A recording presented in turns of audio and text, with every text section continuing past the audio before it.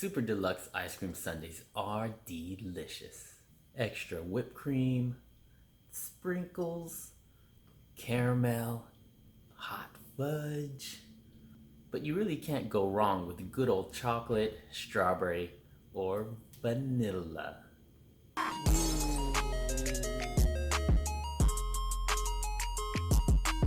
These all-time favorites never go out of style for a reason.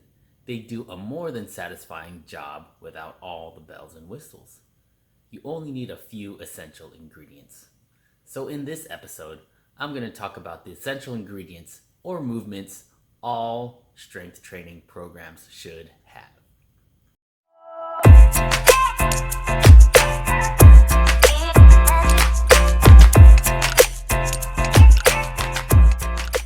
Hi, I'm Harry of RealNutritionMD. What I like to do here is talk about realistic approaches to health, nutrition, and all things wellness. If that's the kind of stuff you're into, hit like, subscribe, and spread the word. Let's ride.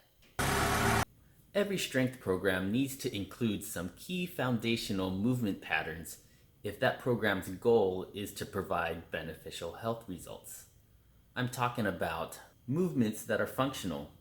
They develop the muscles that enable us to perform everyday tasks, and movements that prevent injury. They need to help our bodies withstand any excessive loads so we minimize the chances of getting hurt. There are no shortages of fitness and workout regimens out there. They all can work.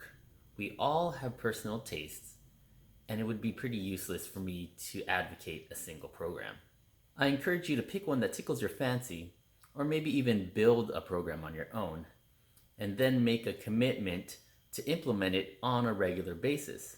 But before you commit, you need to make sure that they include these 7 foundational moves. And those moves are squat, lunge, hinge, push, pull, twist, and walk. And I'll be briefly describing which each of those entail. The squat. This is among the most foundational of movements. We as humans are made to move, and we can't even get from one place to another if we're not strong enough to even get off our butts.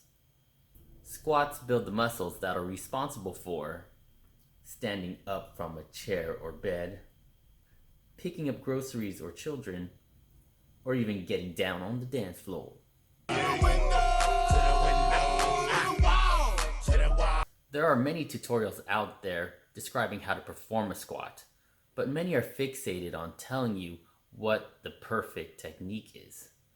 But I'm here to tell you that all people squat a little differently. We're all built a little differently, with wide variations in hip and pelvis anatomy.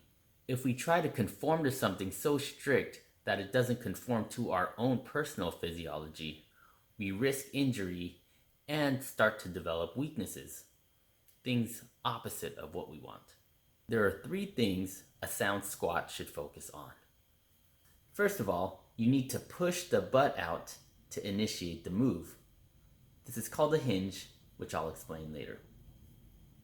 Secondly, the shoulders should stay in alignment with the heels throughout the movement. And in turn, your back and lower leg angles should be essentially the same. And thirdly, heels should never leave the ground, and that the heels should be the focus when you're pushing up. The depth should be functional, and that's difficult to define because of individual circumstances like anatomy, age, and past injuries, for example. Stance width, knee bend, and toe direction are also things that are unique to the individual, and they all depend a lot on your own body structure and personal preference. The lunge. You hungry? Yes, I'm hungry. The lunge. Having the strength to do this movement provides the same benefits the squat does, but it has added dimension. Natural movements aren't always symmetrical. The offset movement of a lunge needs additional stability of the foot, the ankle, the knee, and the hip. So we have to work our legs separately and in many directions if we want to improve our overall balance, coordination, agility, and stability. When doing a lunge, mainly focus on keeping the hips straight and level.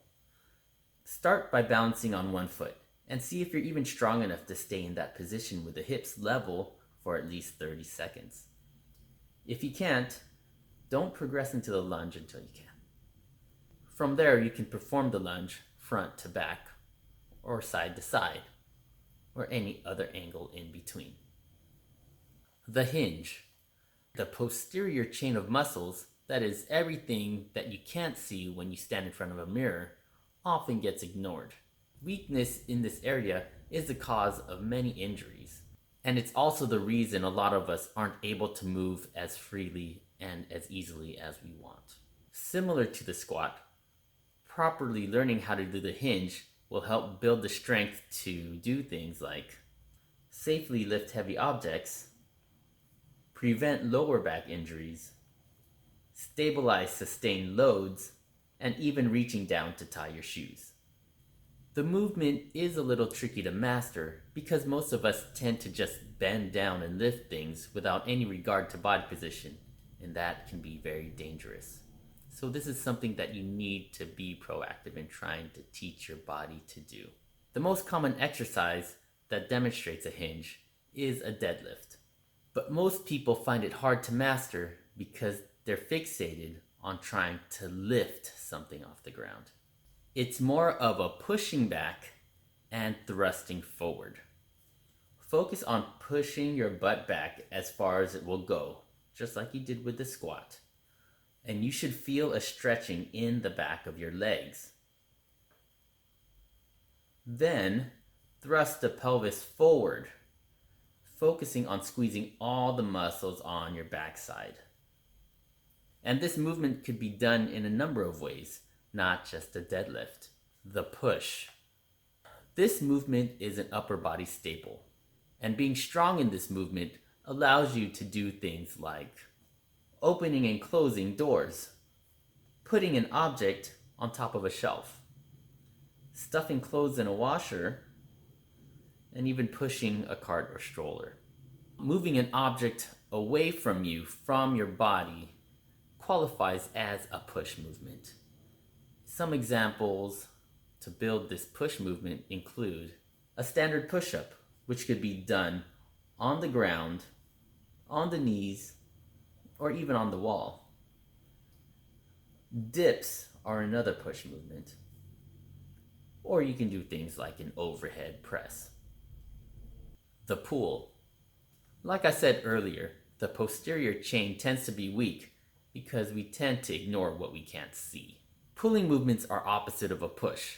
Anything that brings an object that's further away from you closer to your body. Things like operating a car door or trunk, or picking up and cuddling a crying baby. We pull when we open a drawer, and also when we pull our loved ones close. Pull-ups are thought of as the quintessential back exercise, but let's be honest, they're difficult, not everyone can do it, and a pull-up bar isn't something we all have. Other effective movements that build the muscles that pull are bent rows. You can use some sort of heavy bag of some sort. Or you can even do rows on the door using a towel. And if you're creative enough, you can use objects within your home to do some sort of rowing. The twist. Rotational core strength is something that gets taken for granted. And it's very important that we ensure that this is built because it's involved in many things like rolling out of bed, throwing something, whether it be a ball to your kid or garbage into a bin, putting groceries and laundry away, reaching for things while cooking, eating, or drinking, or even soaping the various parts of our body when we shower. We automatically go to sit-ups when we think about strengthening our core, but our trunk needs to be developed in many directions.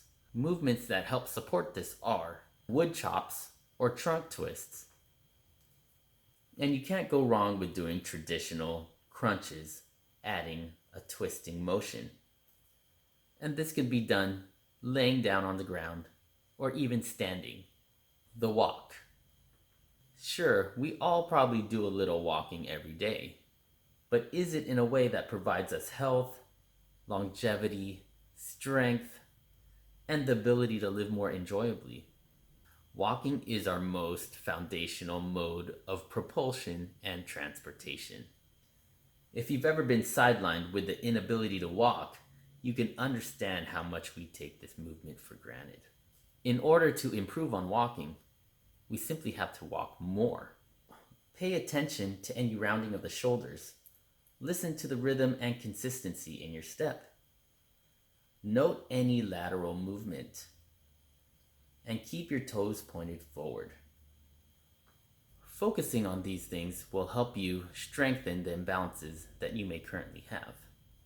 And adding resistance to your walks can be beneficial in increasing your strength as well.